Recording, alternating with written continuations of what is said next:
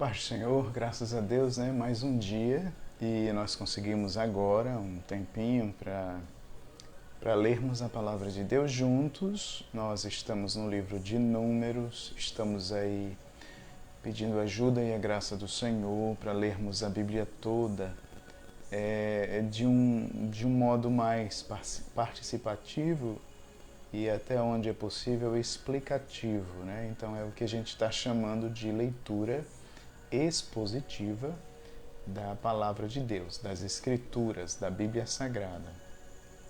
A nossa proposta é nosso objetivo, né? Nossos objetivos são incentivar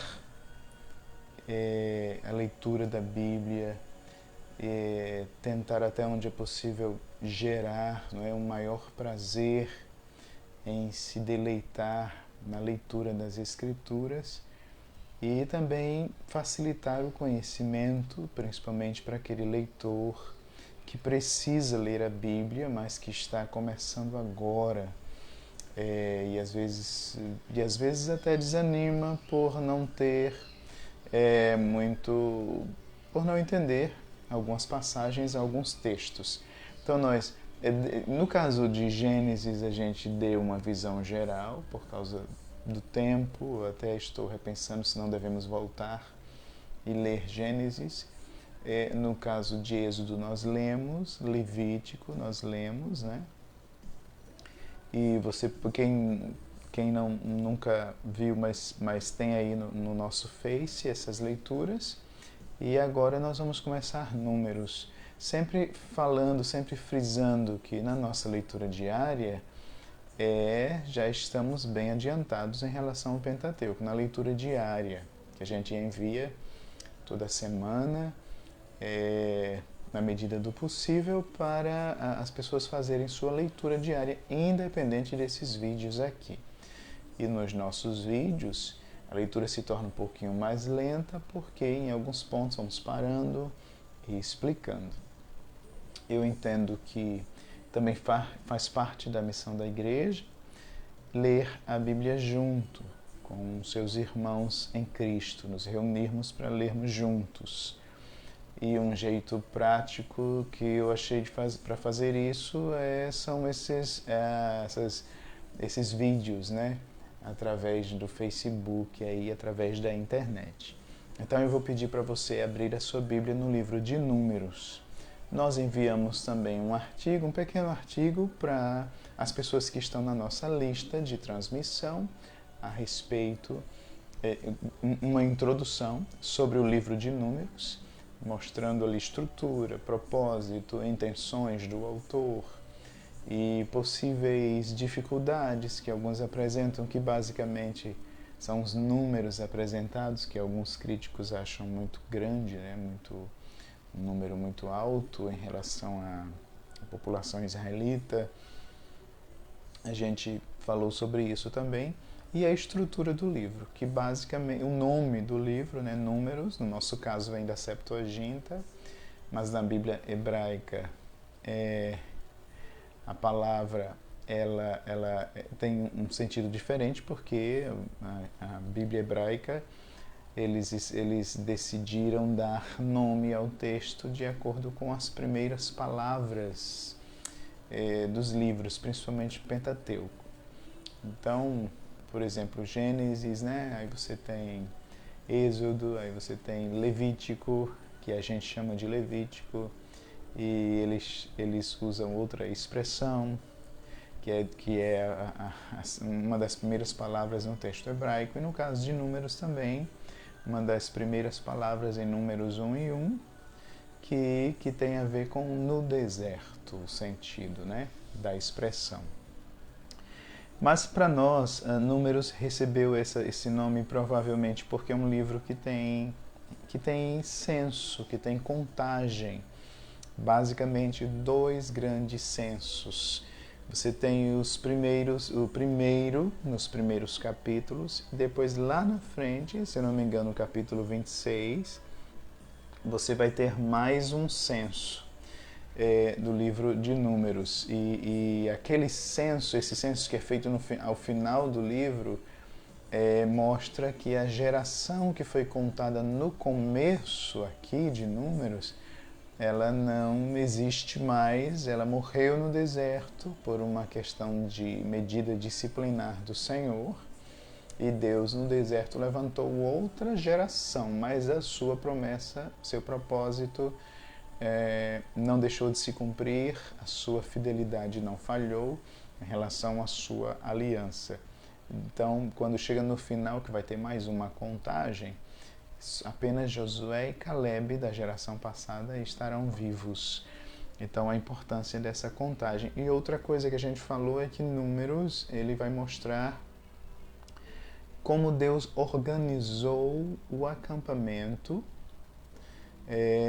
para que isso facilitasse a locomoção deles à medida em que a nuvem os guiasse pelo deserto, ou em que eles recebessem uma nova direção para saírem de onde estavam.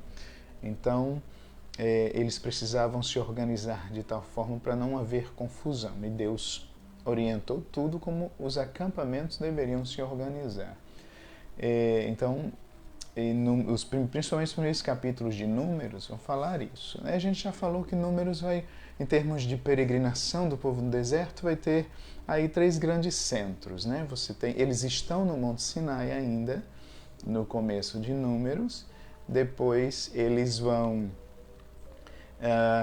se locomovem. Você tem outro grande centro, que é Cades Barneia, e ali acontece uma sentença do Senhor, etc. E depois você tem o final de Números. Nesses intervalos você tem aí contextos, lugares específicos de peregrinação. Mas basicamente agora você tem no final de Números as Campinas de Moabe, onde o povo vai acampar, onde temos uma nova geração, onde Moisés vai pregar todo o conteúdo que originou o livro de Deuteronômio que temos hoje. Isso acontece ali, e é onde depois Josué vai liderar o povo para invadir a terra de Canaã. Então você tem basicamente esses 3 centros ali em Números. Entre Sinai, Cádiz e as Campinas de Moabe, à medida que vão acontecendo fatos, situações, há novas leis e normas, novos procedimentos, a gente pode dizer assim, relacionados à lei, sendo estabelecidos, explicados, embasados, enfatizados, focalizados, dependendo da situação. Tá? Então, além disso, aí o que você precisa entender é que a primeira parte de Números é essa organização do acampamento, e agora eles vão prosseguir. E aí a gente também precisa perceber que Números é um resumo, um resumo de 40 anos. Então tem fatos essenciais, aspectos essenciais, acontecimentos essenciais que o autor resolveu registrar. Então é bom a gente perceber esses pontos. Bom, Números capítulo 1, você vai ter então essa primeira contagem, que você vai ter aí um mês depois, provavelmente, que a tenda foi armada. Interessante, porque Levítico também durou aí o conteúdo que Moisés recebe, que vai originar o livro de Levítico, também acontece nesse processo. Então o povo sai do Egito, 2 meses depois acampa no Monte Sinai, vão ficar aqui 1 ano no Monte Sinai, recebem a lei. Isso significa que do capítulo 19 de Êxodo, a gente sempre frisa isso, até o final de Êxodo, o povo está no Monte Sinai. Aí o tabernáculo é levantado no Monte Sinai, e Deus vai orientar Moisés no que originaria o livro de Levítico, que nós chamamos hoje. O povo ainda está no Monte Sinai. E essa primeira parte de Números, capítulo 1 até o capítulo 10, o povo ainda está no Monte Sinai. Tá? Então, vai ser feita contagens. Essas contagens, elas têm seus objetivos, tá? E, por exemplo, quem estaria habilitado a participar do serviço militar, do serviço religioso, de todos esses aspectos. Então, cada contagem tem o seu objetivo. Bom, então vamos números 1. Outro detalhe que a gente adotou a nova tradução linguagem de hoje. Eu sei que há controvérsias com relação a essa versão, mas quando se trata de leituras assim, pode ser que em alguns pontos, como qualquer outra versão também, mas pode ser que em alguns pontos, principalmente doutrinários, né? Mas quando se trata de relatos históricos e várias passagens, o texto é muito autoexplicativo, então ele nos faz ganhar tempo, né? Os outros textos eu respeito, eu gosto, eu fui criado na igreja, como eu falei, lendo a revista e corrigida e até a revista e atualizada, porque a minha primeira Bíblia de estudo foi a Bíblia de estudo anotada, que ela era na versão revista e atualizada. Então me familiarizei muito com essas versões, mas a gente reconhece que em muitos aspectos a linguagem delas usa muitos termos que a nossa geração hoje talvez não compreenda, né? Então a gente adotou a linguagem de hoje, tá? Com todo respeito aí às outras versões. Aliás, aqui não é nenhum curso de exegese, nem de história das versões. Então, se a gente for fazer isso, a gente pode até pensar em conversar sobre isso. Mas o caso aqui é leitura, não é lermos a palavra de Deus. Veja, então a primeira contagem acontece aqui, capítulo 1. A segunda contagem acontece no capítulo 26, que é feita uns 40 anos depois, tá? Quando todos os homens da geração anterior tinham morrido. Vamos lá, então números 1 e 1. No segundo ano depois da saída dos israelitas do Egito, no dia 1º do segundo mês, veja, dia 1º do segundo mês, eles saem do Egito, né, no primeiro mês, né, no mês de Abib, que é o mês que Deus estabelece para eles, e aqui nós estamos no primeiro dia do segundo mês. E aí o Senhor fala com Moisés, no Monte Sinai, na Terra Sagrada. E ele diz, você e Arão devem contar o povo, os grupos, famílias, fazer a lista de todos os homens de 20 anos para cima, ou seja, todos os que têm a idade de ir para o serviço militar, tá? Isso está no versículo 3. Então, um chefe, versículo 4, de cada grupo de família, de cada tribo, seria convocado para ajudar na contagem. E aí, só para a gente resumir, versículos 5 a 16 traz o nome da tribo e o chefe, né? O chefe de cada um desses grupos que iriam auxiliar nessa contagem do povo. E então, o versículo 16 encerra dizendo que estes foram os chefes das tribos escolhidos no meio do povo de Israel para representar os seus grupos de famílias. Tá? Versículos 17 e 18, então no primeiro dia do segundo mês, Moisés e Arão, junto com esses 12 homens, reuniram todo o povo e fizeram a contagem por grupos de famílias e por famílias, registrando nome por nome os homens de 20 anos para cima. Veja que ele está contando os homens de 20 anos para cima. E veja que a ideia era o serviço militar.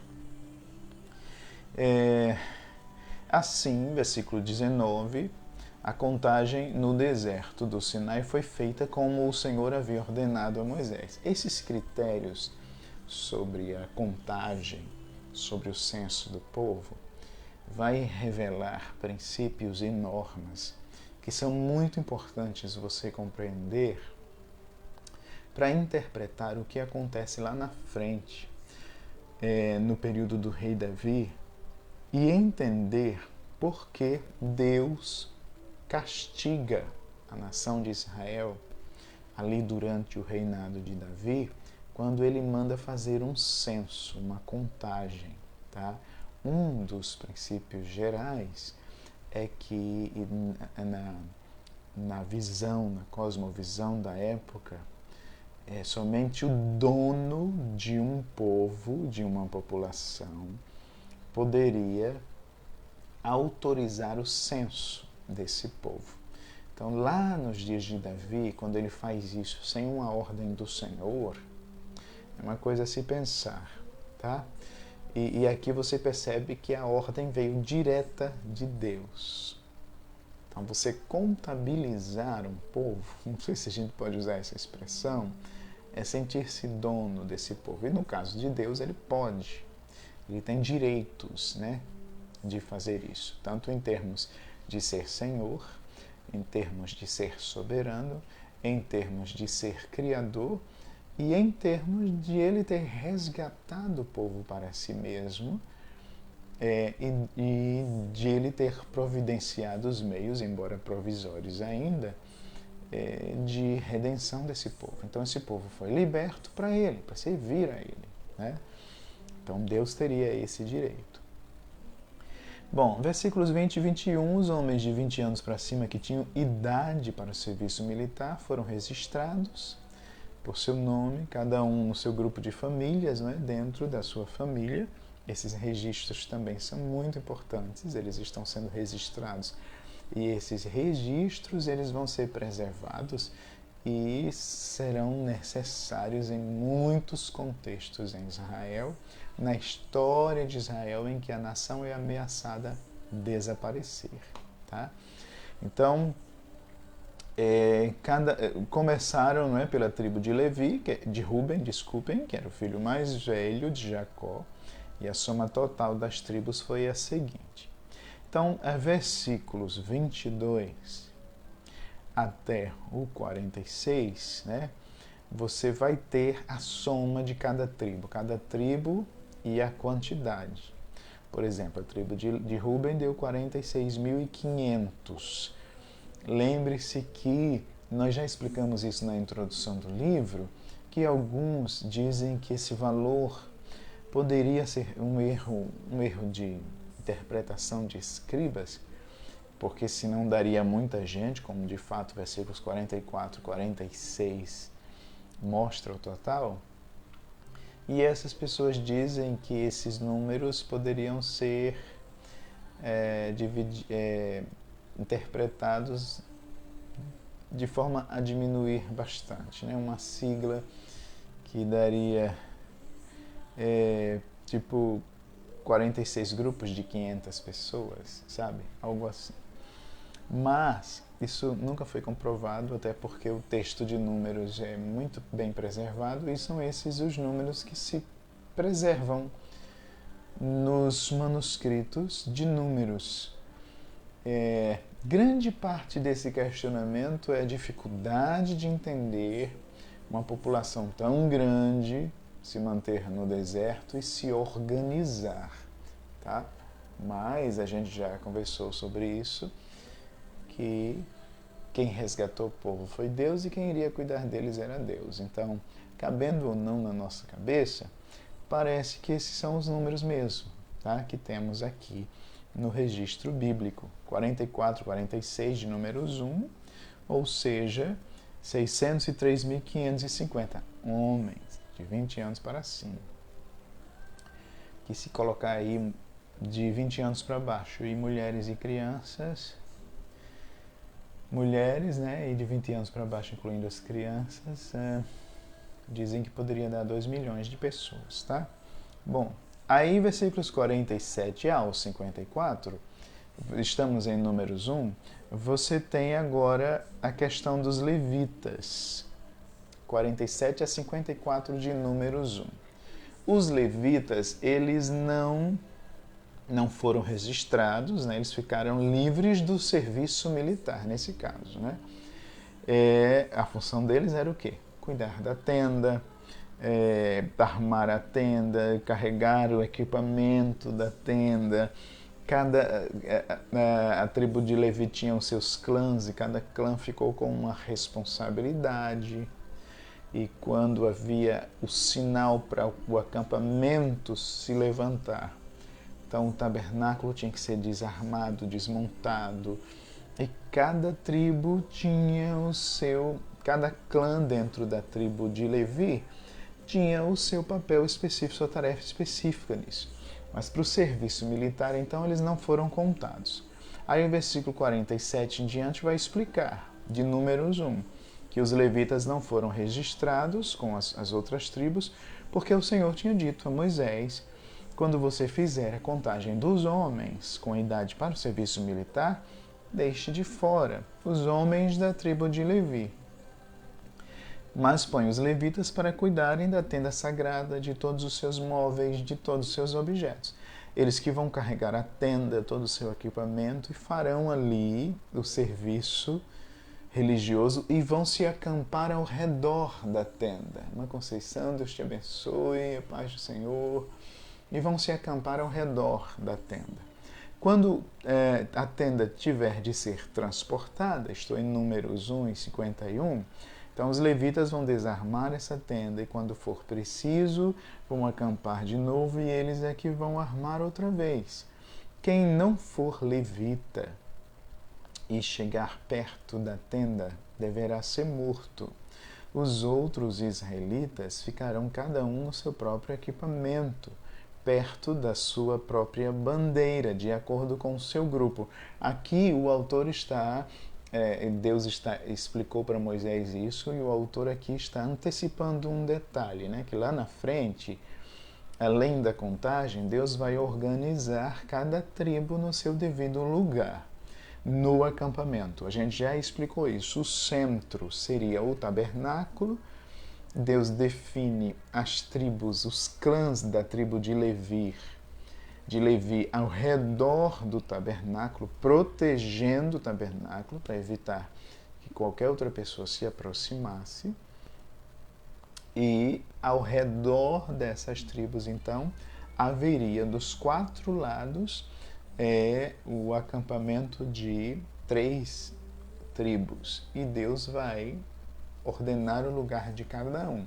Claro, uma das coisas que a gente vê em Números é como Deus é organizado, né? Como Deus é organizado. Ele organiza o acampamento e isso facilitaria a locomoção desse acampamento na hora que precisasse peregrinar, cada um sabendo o seu devido lugar. Guarde bem isso, porque na obra de Deus a coisa andaria com muito mais facilidade se, ao invés de ficarmos brigando por cargos e posições, cada um soubesse o seu devido lugar no reino e exercesse a sua função conforme a direção de Deus para a vida dele. Então, no versículo 52, os israelitas eles vão ficar cada um no seu próprio acampamento, perto da sua própria bandeira, de acordo com o seu grupo, mas os levitas, versículo 53, vão acampar ao redor da tenda para guardá-las, a fim de que ninguém chegue perto. Assim, eu não vou ficar irado com o povo de Israel. E o povo fez tudo como o Senhor havia ordenado a Moisés. Lembre-se que um dos princípios vitais, assim, no Pentateuco, e essa questão de que o ser humano perdeu a comunhão com Deus já em Adão, e como Deus vai restaurar isso e quer habitar, e ele escolhe uma nação para isso, mas ele determina como se aproximar dele, como conviver, por assim dizer, com a sua presença, e quem pode aproximar-se do serviço de adoração a Ele, e como, né? Como as coisas devem ser feitas. Bom, então, Números 2 agora, o que vai ser feito? Vai ser feita a organização das tribos. As tribos vão ser organizadas. Nós mandamos um gráfico para vocês da organização do acampamento, né? Então, você tem as 12 tribos sendo divididas em 4 grupos, né? De cada lado, de cada um dos 4 lados ficaram 3.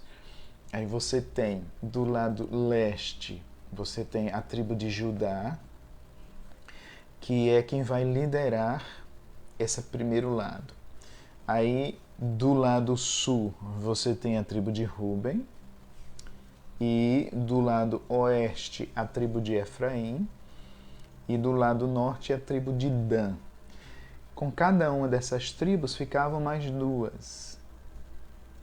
Então, por que essas tribos são definidas assim? Porque as outras duas tribos têm que seguir cada uma dessas tribos. São elas que lideram na hora do acampamento se locomover.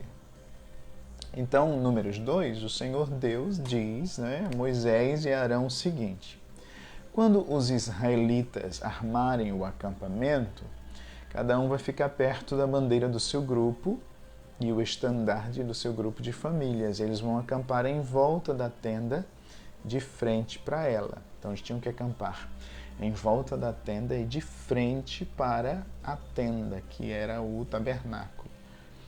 Do lado leste, vai acampar os exércitos que marcham debaixo da bandeira da tribo de Judá, ou seja, as tribos que vão ficar do lado leste, de frente para o tabernáculo, na hora de acampar, elas vão ser orientadas e lideradas pela tribo de Judá.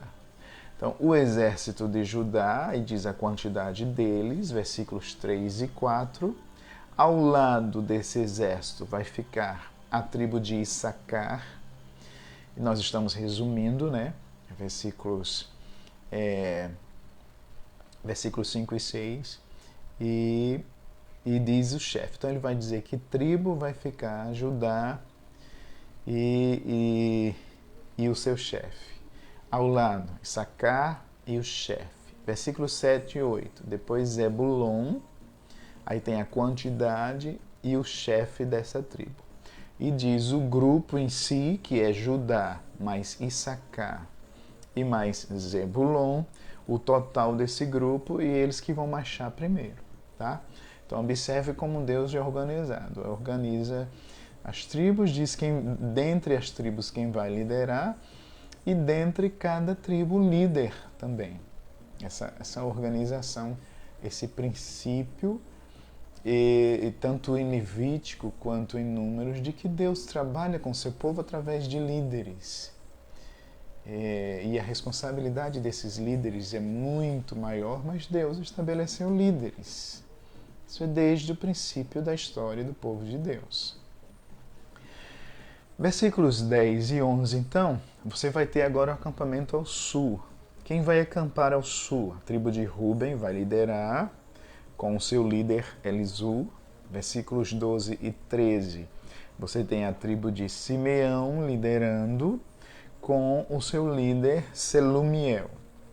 E versículos 14 e 15, você tem a tribo de Gade, com o seu líder Eliasaf.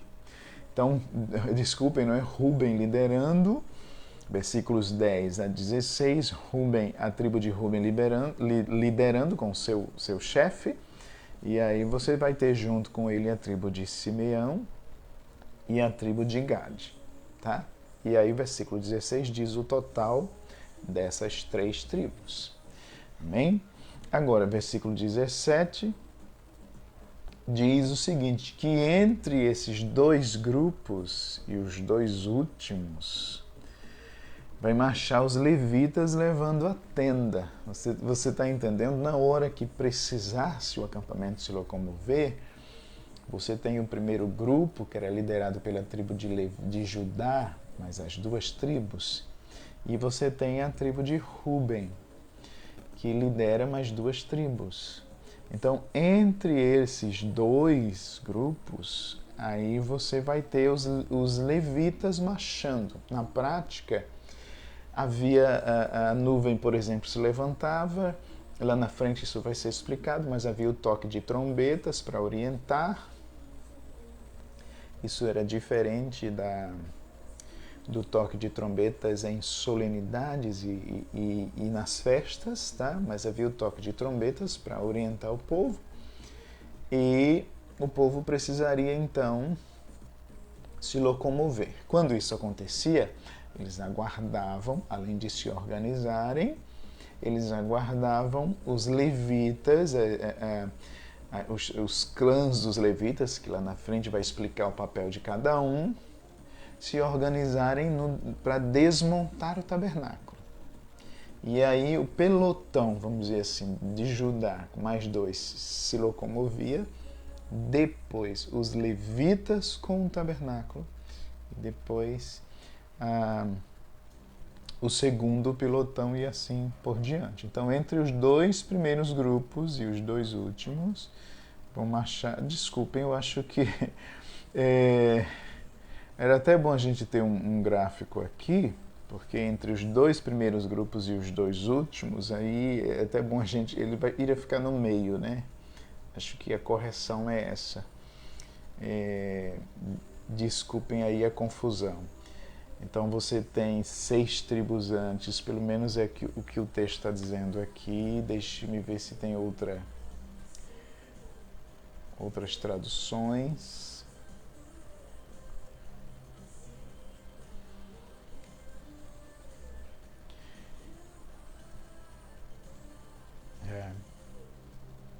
É isso mesmo. Dentre os dois primeiros grupos, por isso que é bom a gente ler várias vezes, mas e é até bom você ver os gráficos aí, existem vários gráficos, mas possivelmente realmente é bom a gente corrigir, seriam as 6 tribos antes e 6 tribos depois, né? Os levitas no meio. Então, entre os dois primeiros grupos e os dois últimos vão marchar esses levitas, tá? Aí do lado oeste. Do lado oeste vai ser a tribo de Efraim que vai liderar. Versículos 18 e 19. E quem vai liderar a tribo de Efraim é um homem chamado Elisama. Versículos 20 e 21, você tem a tribo de Manassés junto aqui também, liderada por Gamaliel. E versículos 22 e 23, você tem a tribo de Benjamim, liderada por Abidã, filho de Gideone. Então, o grupo de Efraim, com mais Manassés e Benjamim, ficaria ao oeste, na hora do acampamento, né? E aí, do lado norte, então você tem os exércitos que vão marchar, sendo liderados pela tribo de Dan. E aí, Aiezer, versículos 25 e 26, que vai ser o chefe da tribo de Dan. Depois, versículos 27 ao 28, você tem a tribo de Azer, e com Pagiel liderando. E versículos 29 ao 30, você tem a tribo de Naftali. Então, você tem Dan, Azer e Naftali. E Dan liderando, tá? E aí, o grupo de Dan, esse grupo inteiro liderado pela tribo de Dan, versículo 31, vai marchar por último. Então, você percebe, lá do leste, a tribo de Judá, mais 2 tribos, né? Que é a tribo de Issacar, só voltando um pouquinho, e a tribo de Zebulon, lá do leste. Lá do sul, você tem a tribo de Ruben liderando, né? Lá do sul, você tem a tribo de Ruben liderando, e aí você tem a tribo de Simeão e a tribo de Gade. E aí, lá do oeste, você vai ter a tribo de Efraim liderando e você vai ter Manassés junto, a tribo de Manassés e a tribo de Benjamim. E aí, do lado norte, você vai ter a tribo de Dan liderando, a tribo de Azer e a tribo de Naftali, dos 4 lados, tá? No meio ficaria a tribo de Levi, com seus clãs e seus papéis específicos. Na hora de que a nuvem levantava, viu o toque de trombeta, os levitas se organizavam desmontando o tabernáculo. Aí a tribo de Judá com as outras 2 tribos seguia, a tribo de Ruben com as outras 2 tribos seguia, e aqui nós temos 6 tribos. Aí o acampamento, o tabernáculo, os levitas seguiam no meio, é porque sempre a ideia é o centro, né? O centro da vida do povo de Israel tinha que ser o Senhor e a dedicação completa a Ele, né? Então, são vários fatores aqui para a gente pensar. E aí, depois do tabernáculo sendo levado pelos levitas, aí você vai ter mais 6 tribos depois. E na hora de acampar, então paravam, o tabernáculo se organizava e essas tribos ficavam ao redor dos 4 lados. Tá? Bom, e aí, versículo 34, 33, como o Senhor tinha ordenado a Moisés, os levitas não foram contados com os outros israelitas. Assim o povo de Israel fez tudo como o Senhor tinha ordenado a Moisés. Eles acamparam cada grupo debaixo da sua própria bandeira e cada israelita começou a marchar com o seu grupo de famílias. Bom, agora sim, números 3 e números 4 vai tratar dos levitas e vai tratar dos deveres, né, deles em relação a esses fatores aqui. Então, números 3 e número 4 basicamente vai falar deles, dos levitas. Números 3, do 1 ao 4, vai falar sobre os filhos de Arão. Tá? Números 3, 1 vai dizer que os descendentes de Arão e de Moisés, no tempo em que o Senhor falou com Moisés no Monte Sinai, estes eram os descendentes. Quem eram os filhos de Arão? Nadab, o mais velho, depois Abiú, Eleazar e Itamar. Foram ungidos e ordenados para servir como sacerdotes. Porém, Nadab e Abiú foram mortos quando no deserto do Sinai estavam oferecendo a Deus o Senhor fogo que não era sagrado, ou fogo que não cumpriu as normas estabelecidas por Deus. Eles não tinham filhos e por isso Eleazar e Itamar serviram como sacerdotes durante a vida de Arão. Capítulo 3, versículos 5 ao 13. Então, nós vamos ter algo aqui que Deus exigiu lá desde Êxodo 13 os primogênitos para si. Né? Esses aspectos, irmãos, é bem importante você entender bem essa exigência de Deus dos primogênitos para si. Isso vai ajudar até onde é possível, como chave hermenêutica, para compreendermos a questão dos 144 mil lá em Apocalipse. Então, esses primogênitos são escolhidos como representação de toda a nação e do fato de que Deus tem o direito sobre tudo, né? A primazia em tudo. Mas, então, o que acontece aqui? Como eles precisam ser resgatados, aí capítulo 3, versículo 5 ao 13, isso já vem desde Êxodo 13, então os levitas, eles vão ser tomados em lugar deles para auxiliar os sacerdotes. Lembre que os sacerdotes vêm da família de Arão. Mas os levitas envolvem toda a tribo de Levi. Então aí o Senhor diz a Moisés, mande chamar a tribo de Levi e coloque os seus membros para ajudarem Arão, o sacerdote, no serviço religioso. Eles farão tudo o que for necessário na tenda e estarão a serviço dos sacerdotes e do povo. Cuidarão de todos os móveis, os objetos da tenda, cumprirão suas obrigações para com os israelitas no serviço. Versículo 9. A única responsabilidade dos levitas é servir os seus descendentes. Os levitas é servir Arão e os seus descendentes. Mas você vai ordenar Arão e os seus descendentes que cuidem somente dos serviços como sacerdotes. Qualquer outro homem que tentar fazer esse serviço será condenado à morte. O Senhor Deus disse mais a Moisés, os levitas agora são meus. Quando matei os primeiros filhos dos egípcios, eu separei para mim todos os primeiros filhos de cada família israelita e as primeiras crias dos animais. E agora, em vez de ter os primeiros filhos do povo de Israel, Eu tenho os levitas, eles são meus. Eu sou Deus, o Senhor. Você tem aqui o aspecto substituição, né? Bom, aí o que acontece então? Números 3, versículos 14 em diante, vai ter a contagem deles, né? Deus mandou fazer a contagem deles, dos levitas, veja, de um mês para cima. Veja que é diferente. Eles vão agora substituir os primogênitos, e se você olhar a contagem dos homens no primeiro capítulo, era de 20 anos para cima, porque se referia àqueles aptos ao serviço militar.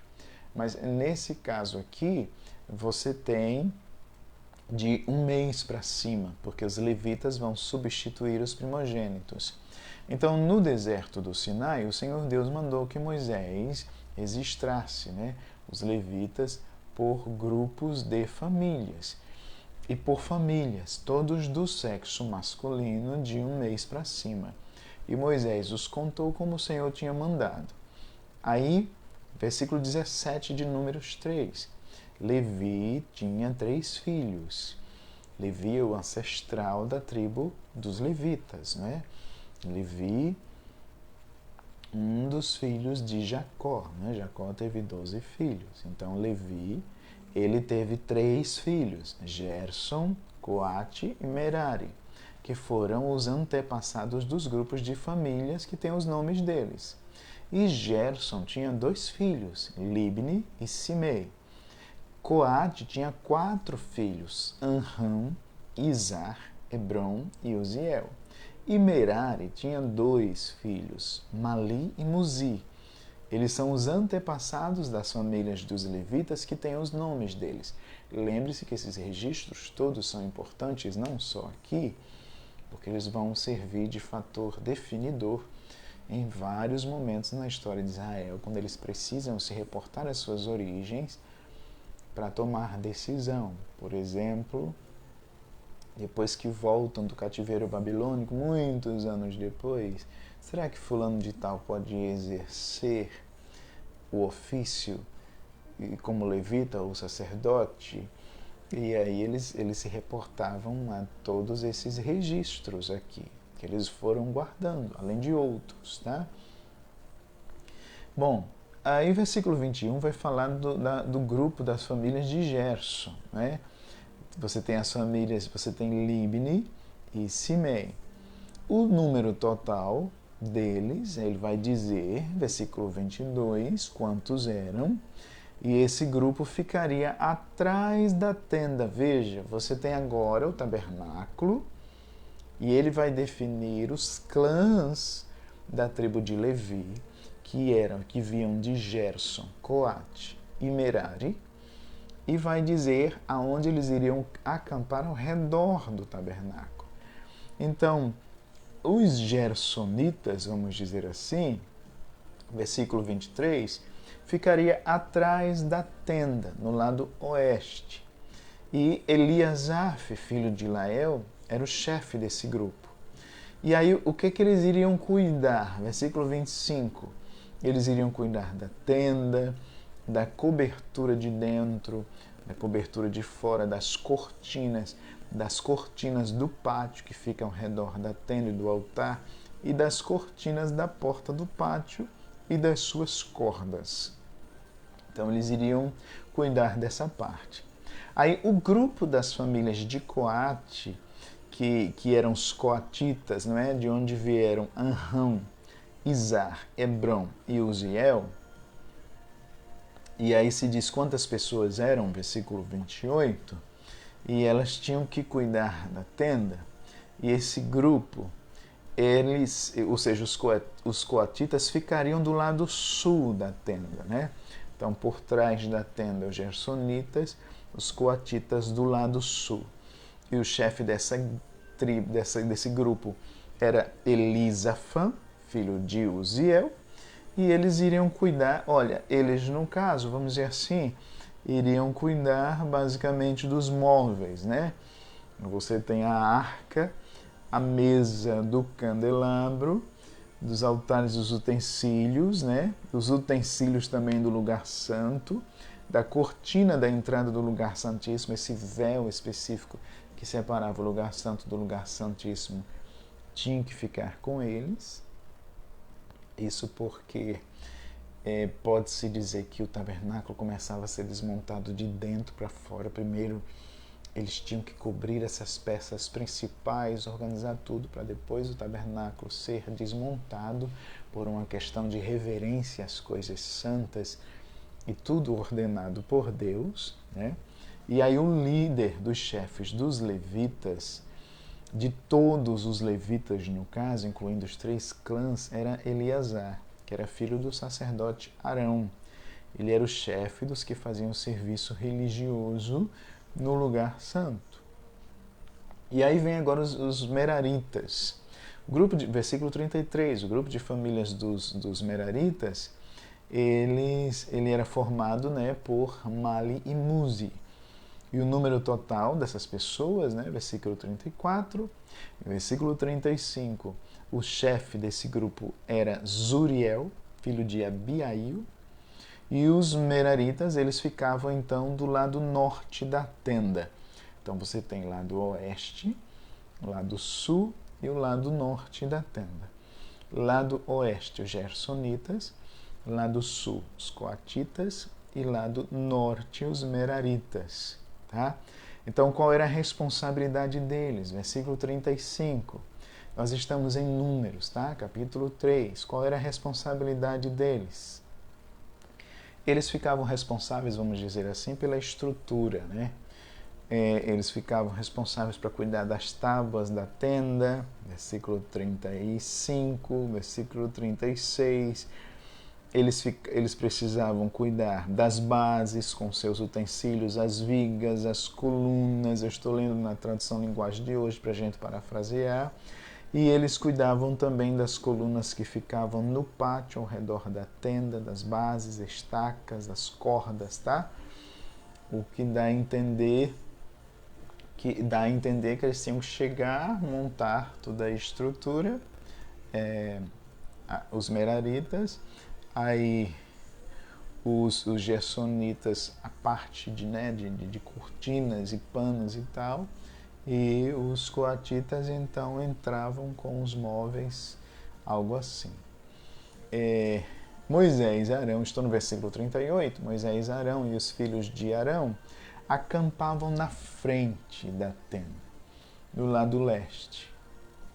Você percebe? Eles acampavam na frente da tenda. Cuidavam dos serviços religiosos no lugar santo para o povo de Israel. Porém, se qualquer outra pessoa, né, que não foi separada por Deus para fazer isso, e esse aspecto é um aspecto que o autor dos Hebreus vai pegar lá no Novo Testamento para lembrar que ninguém poderia trazer sobre si esse chamado, né, dependia de Deus chamar para fazer isso. E para falar da relevância de Jesus nesse aspecto, mas ele vai dizer que nenhuma outra pessoa poderia fazer esse serviço, tá? Tinha que ser aquele a quem Deus chamou. Versículo 39, como o Senhor havia ordenado, Moisés e Arão fizeram uma lista de todos os levitas. Lembre-se que fazer as coisas do jeito de Deus, a gente sempre toca nesse ponto, é um assunto muito recorrente, desde Êxodo, desde a fabricação do tabernáculo, desde Levíticos e agora em Números, eles estão enfatizando até a contagem, até a posição, o lugar do povo. Tudo tinha que fazer do jeito de Deus. Tá? E aí, então, eles fizeram essa lista, versículo 39, dos levitas, do sexo masculino, de 1 mês para cima, conforme seus grupos de famílias, e deu 22 mil. Bom, versículos 40 a 51, o registro, então, dos israelitas, né, vai dar um pouquinho a mais. A gente vai chegar lá. E dos israelitas, dos primogênitos dos israelitas, vai dar mais de 22 mil. E o registro dos levitas, que iria substituir os primogênitos, só deu 22 mil.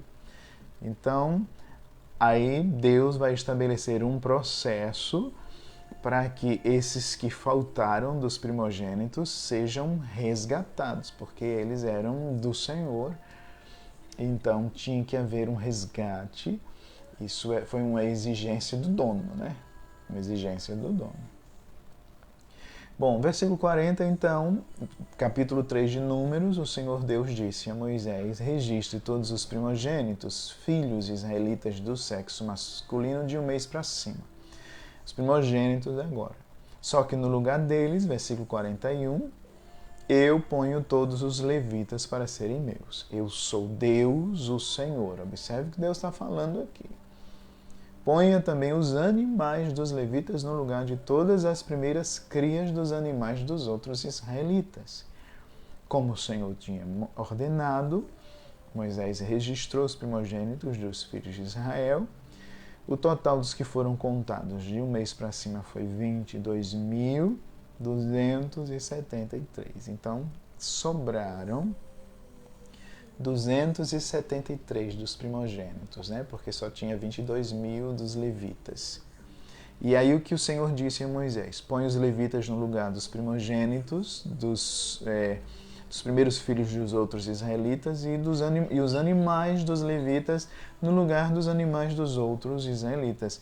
Os levitas serão meus, eu sou Deus, o Senhor.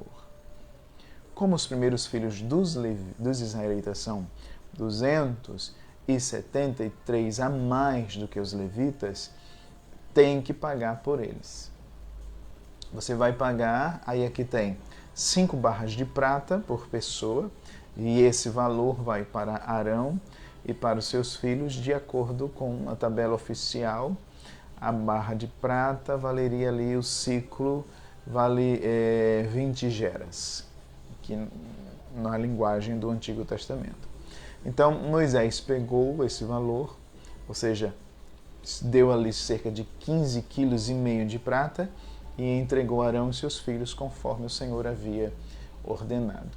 Esse princípio, é porque é muito complicado falar sobre dinheiro hoje em dia, e é bom a gente parar um dia só para falar sobre isso, esse princípio de que a própria estrutura que Deus está se utilizando para se revelar para o seu povo, ela exigiria a necessidade de um sustento, no mínimo assim básico, para aqueles que precisariam, que ele separou para manter essa estrutura funcionando, como recurso que ele mesmo estabeleceu, de comunhão com o seu povo, tantos outros fatores. É claro que a gente tem que pensar Antigo e Novo Testamento, aspectos de continuidade, descontinuidade, mas são assuntos para a gente pensar. Agora, além disso também, está sendo revelado aqui o princípio de substituição da necessidade de um resgate. O fato de que esses primogênitos, eles apenas representam o todo. Esse princípio está em todo o Pentateuco, tá? Inclusive no dízimo, na 10ª parte, no sacrifício que era oferecido. Uma parte que era oferecida ao Senhor não significava que só aquilo era do Senhor. Aquela parte apenas representava o todo. Então, partindo por esse princípio teológico estabelecido aqui no Pentateuco, o que se percebe é que há uma dívida e que essa dívida precisa ser paga. Que Deus, em sua graça, providencia substituição, porque quando se trata da nossa dívida diante de Deus, nós não poderíamos pagar, não é? Bom, agora,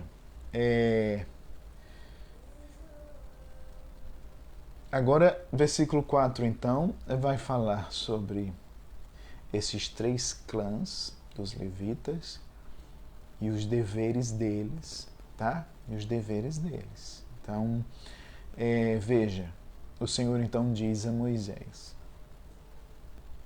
para ele fazer a contagem dos descendentes de Coate por grupos de famílias e registrar agora de 30 a 50 anos. São os que têm para trabalhar na tenda. Veja que aqui você tem mais um detalhe, né? Você tem, lá foram contados, né, e separados os papéis das tribos, mas foram contados de um mês para cima. No primeiro capítulo foram contados os homens de 20 anos para cima, sem a tribo de Levi, que poderiam fazer parte do exército. Aqui agora serão contados, né, aqueles que dentre os levitas que estariam aptos a exercer o serviço, e no caso aqui da tribo dos coatitas, tá? Então você tem de 30 a 50 anos de idade. Observe o seguinte, vamos só retomar aqui. Você tem um detalhe interessante, que depois vai se falar dos gersonitas, e Gerson era o filho mais velho, só que os descendentes de Coate, os coatitas, é quem vão aparecer primeiro. Por quê? Porque esse Coate era o avô de Arão, tá? Se você voltar no capítulo anterior, você vai ver que Coate, de Coate vem Anrão. E Arão era pai de Arão, então daí vai sair a linhagem sacerdotal. Então, mesmo os gersonitas sendo mais velhos, ele começa a contagem pelos coatitas. Por quê? Porque são eles que vão cuidar das coisas santíssimas. É deles que vai sair Arão e que vai sair os seus filhos. Os outros dois morreram, né? Vai sair Eleazar e Itamar. E que vão ser os dirigentes, né, desses três clãs. Então, dos coatitas é que sai Arão, e portanto os sacerdotes, e esses é que estão aptos ao serviço sacerdotal em si. Os outros eram, vamos dizer assim, auxiliares, né? Até abrindo um parêntese, né? Diz fulano é levita só porque toca, mas na verdade, biblicamente, nós somos sacerdotes, né? Nós somos reino e sacerdotes. E então, os levitas, em termos gerais, eles eram auxiliares para cuidar do dia a dia, para manter a estrutura, para montar e desmontar, mas o serviço sacerdotal mesmo vinha da linhagem dos coatitas. E por isso que aqui vai se definir a idade para esse serviço, tá? Tem até eu não sei se a gente depois volta lá. Mas Números 4, então, Deus manda contar, versículo 2, dos coatitas, registrar, versículo 3, os de 30 a 50 anos de idade, e diz qual é o serviço deles, tá? Que além das peças específicas do tabernáculo, eles eram quem iriam realizar o serviço sacerdotal. Então, o versículo 5 diz que quando o acampamento for desarmado, Arão e seus filhos, vão entrar na tenda, eles vão tirar a cortina que está em frente da Arca da Aliança, ou seja, aquele véu que separava o lugar santo do lugar santíssimo, e vão cobrir a arca com ela. E aí vão colocar em cima dela uma coberta feita de peles finas, e sobre essa coberta ainda vão estender um pano azul, e aí vai ter, né, os cabos que eles colocariam nas argolas, tá? Eles vão estender um pano azul também em cima da mesa, que ficava no lugar santo, onde ficavam os pães oferecidos ao Senhor. Aí ali eles vão colocar os pratos, tudo que precisa, as peças, né? Nesse pano que está em cima da mesa, tudo.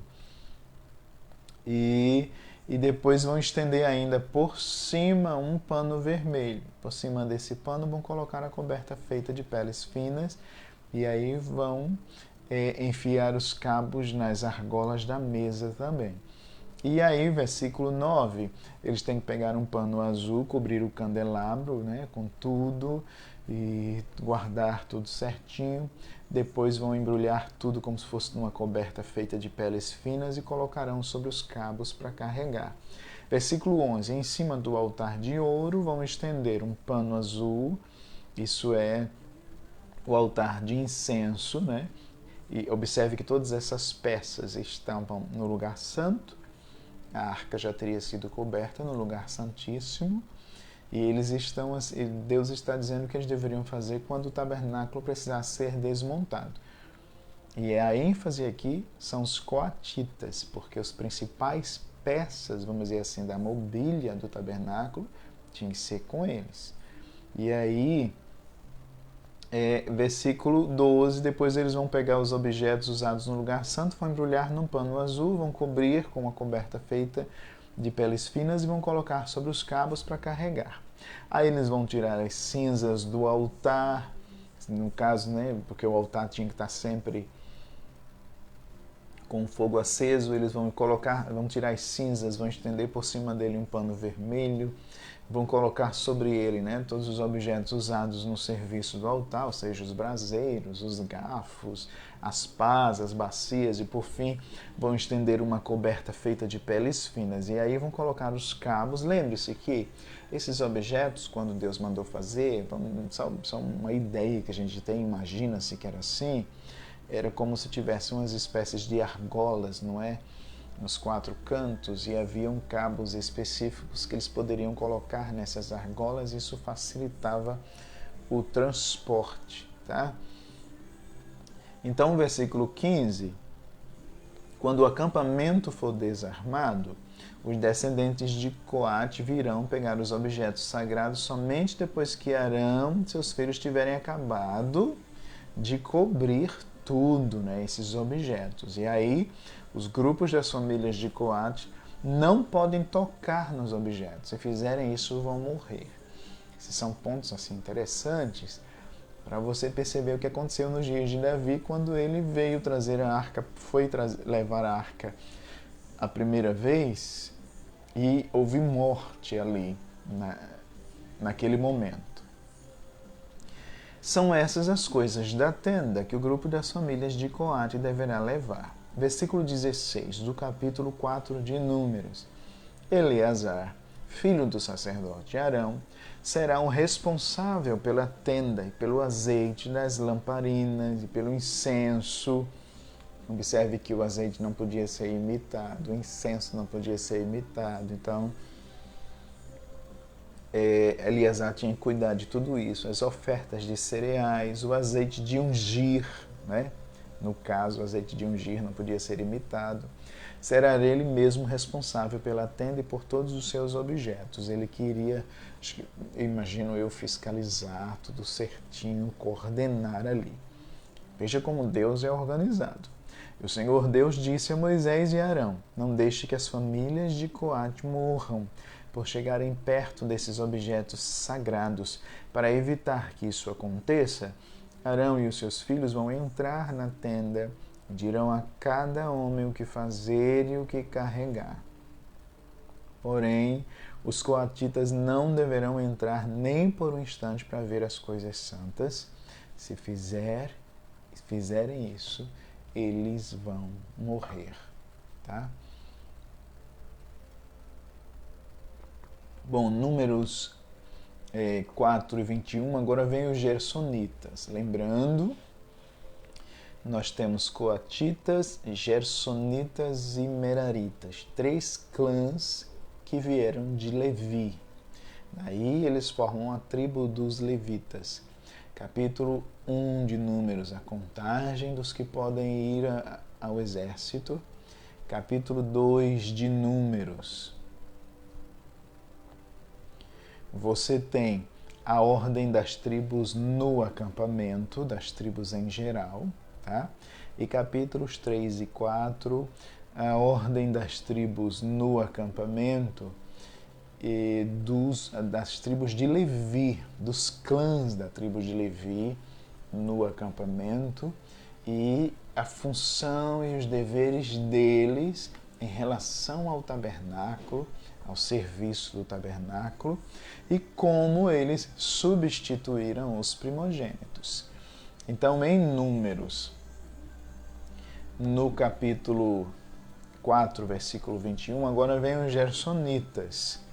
Então, Deus mandou contar eles por grupos de famílias, registrar, versículo 23, de 30 a 50 anos. Tem passagens, você tem aqui o registro dos coatitas para o serviço sacerdotal, esses daqui, eles eram separados, né, de um mês para cima, mas agora para o serviço eles eram separados de 30 a 50 anos. Tem passagens no Antigo Testamento que fala deles sendo separados com 25 anos.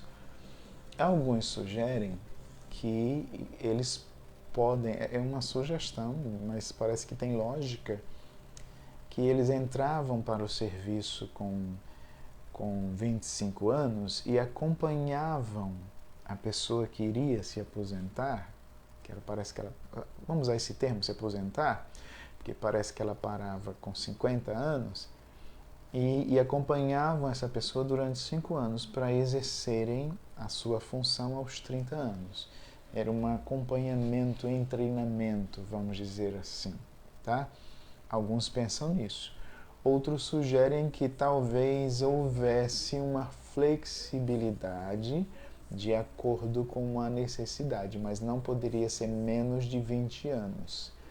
Então, talvez com 20, 25 anos, se a necessidade exigisse, eles poderiam fazer parte, mas que o normal, vamos dizer assim, o padrão, era 30 anos a 50 anos, tá?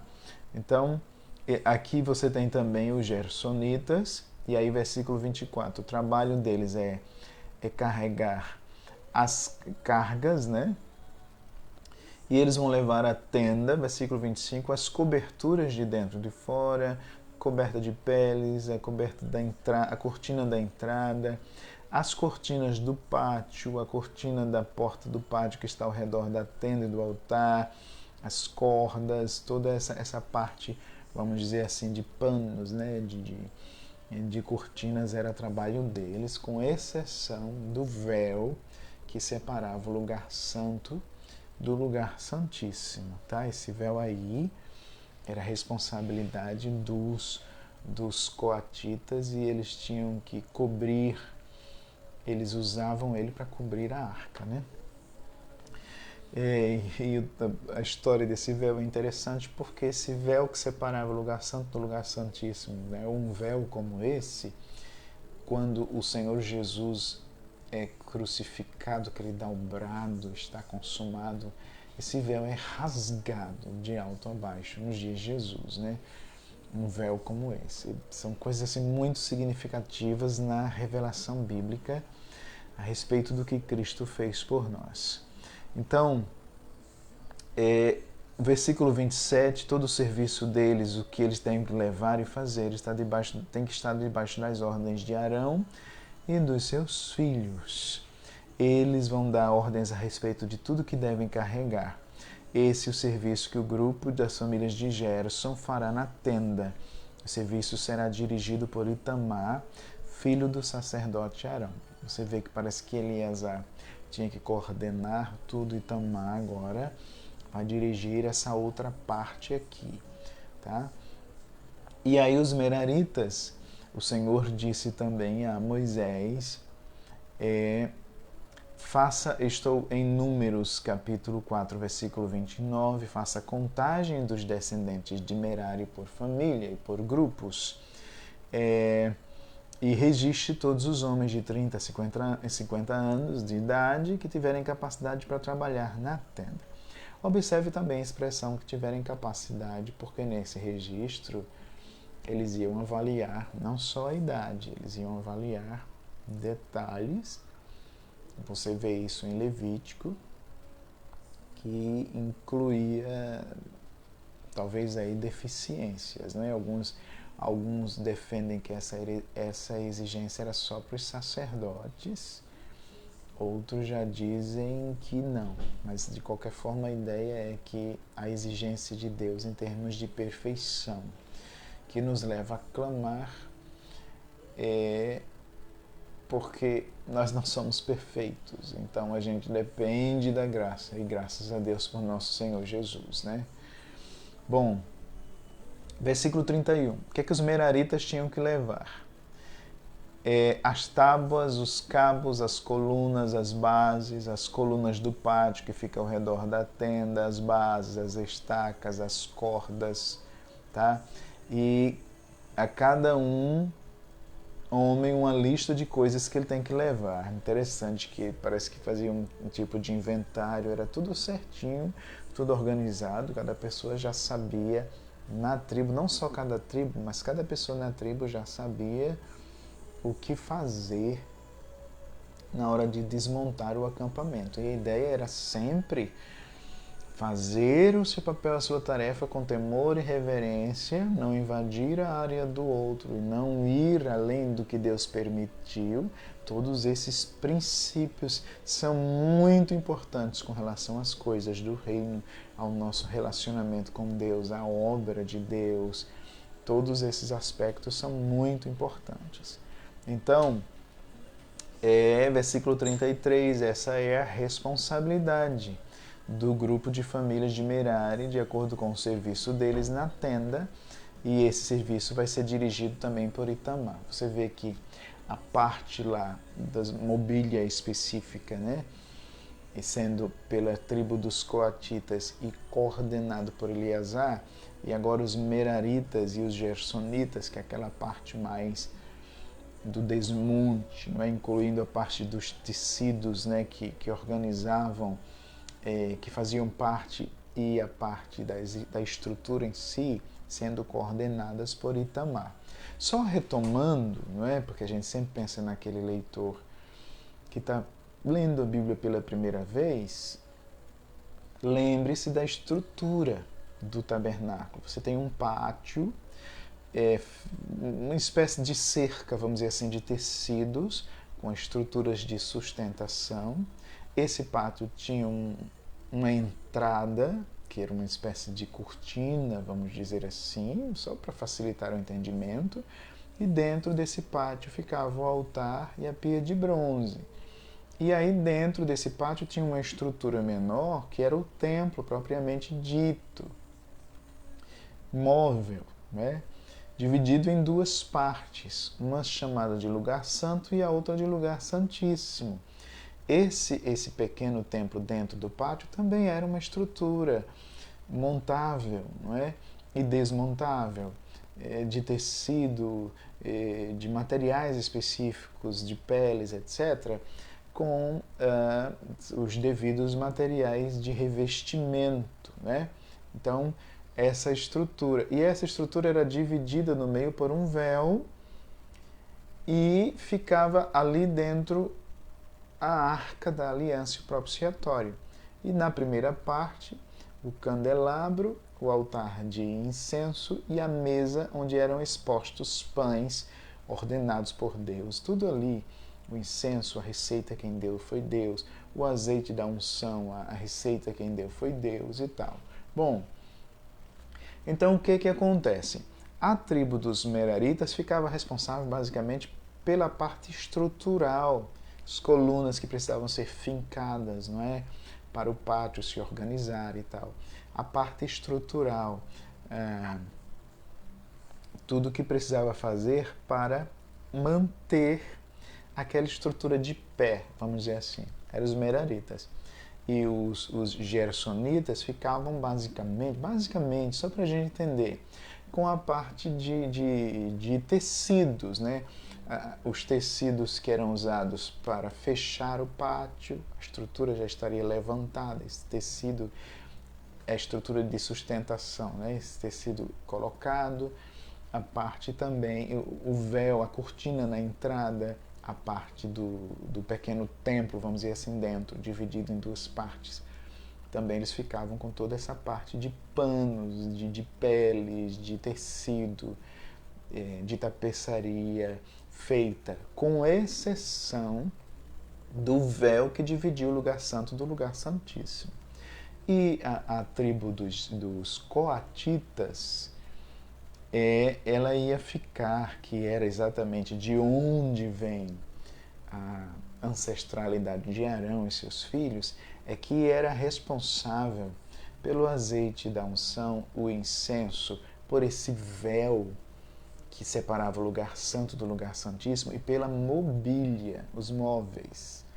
Então eles tinham que, e aí a família, eles tinham que cobrir tudo, organizar tudo, para que, e sempre a ideia era ter cuidado com o que toca, ter cuidado com o que faz, saber o que faz, não invadir a área um do outro, todos esses princípios com muito zelo e reverência, e é Deus quem está inculcando isso na cultura através das normas que Ele está estabelecendo.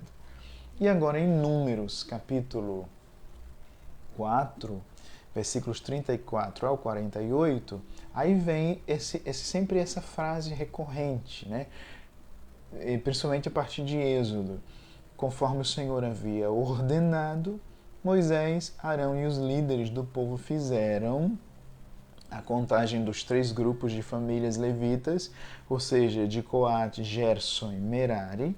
Eles fizeram isso por grupos menores de famílias e por famílias e registraram todos os homens aptos ao serviço ministerial, vamos dizer assim, no caso aqui de 30 a 50 anos de idade, que tinham capacidade para trabalhar na tenda.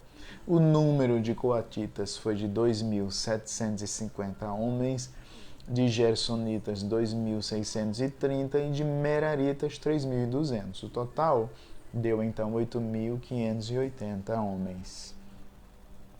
Os nomes desses homens foram colocados numa lista, como o Senhor tinha ordenado a Moisés.